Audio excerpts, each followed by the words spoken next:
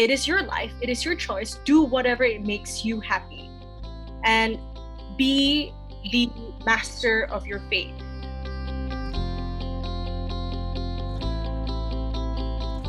Be ready to actually take whatever that you've learned, unlearn them.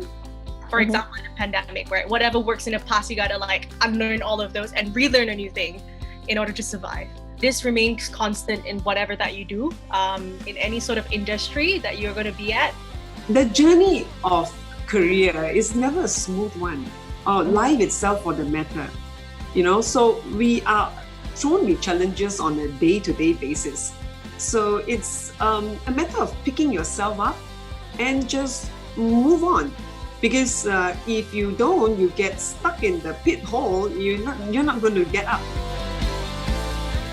One need to find her purpose, okay, and explore their interests, and then take risk. I notice a lot of women, they want to be out there, but it's always this risk or fear, that they hesitate, right? And especially when you are young, this is the time to take all the risks you can. Gotta have that courage and take leap of faith. At the end of the day, to me, I think it goes back to the education, the grassroots, right? Educating and cultivating such mindsets, especially at such a young age. Educating them to be brave enough to break that glass ceiling, to break that barrier, and to know that their opportunities is infinite.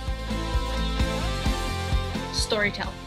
Like at the end of the day, storytelling is the most effective way for you to convince people. Because at the end of the day, people want to be moved. They want to believe in your story, believe in whatever that you do, right? So when you do fact finding, right, ask the pertinent questions and listening to with your heart, and write it down too if you have to, okay, and address their needs. And with that, your solution will make more sense rather than market something that you want to sell and not according to their needs. And I think it's very important to put customers' interests ahead, above everything. If you have built this trust through integrity and sincerity, then you will be able to maintain your relationship, and it'll help you to continue to build business many years to come. I've always been a firm believer that in order to portray your value, you got to show them, right? Action speaks louder than words. Keep your head low. Make sure that you do the great work that you do, and just focus on actually delivering value. I think, to me, as a leader, you need to be a very good listener and listen from the heart.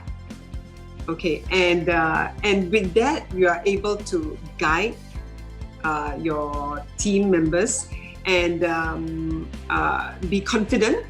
All right, be truthful and honest, right? Because these are the traits and that will take you very far.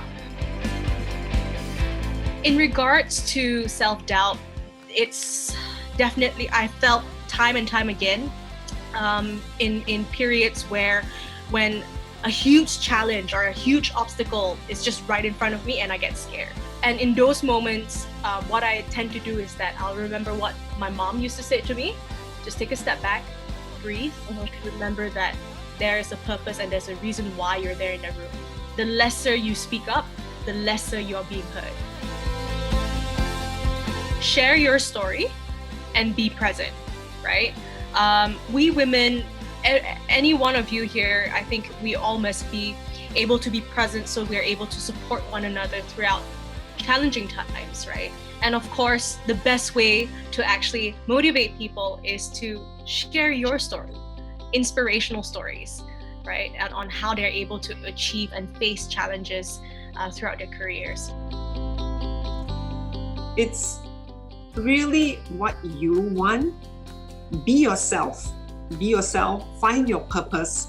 Okay, and if you have set your mind to a goal, the only main obstacles that will stop you from succeeding is I, me, myself. You have to set a time frame for yourself. It takes you 3 years to have the right footing in the business. And if you can ride out that 3 years and stabilize it, you're set for life. You need to surround yourself with positive people, positive energy. Have supportive partners and friends and family around. Like extremely supportive partner and friends and family, right? Because if you think about it, if the tables are turned around, why are males or guys are more empowered or more daring to do certain things? Because they have a strong woman behind them to lean on, right?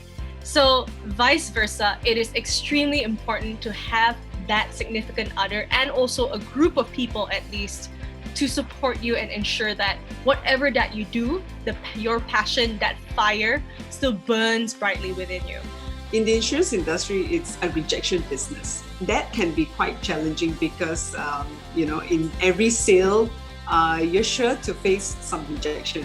When you have a down day, as Lennise mentioned already, that it's very, very important to have a supportive partner, okay, a role model and even a mentor. At the end of the day, I am not who I am without their confidence as well. I'm not who I am without their sounding board and their time and energy spent just to really help me be clear of what I want, and this is something that I'm able to achieve. Building a business, it is just as important as building a relationship at home as well. So it's not just a business. If you want to have a balance, you need to build that relationship as healthy as you can at home as well. You only live life once. Give it a shot. Live the best.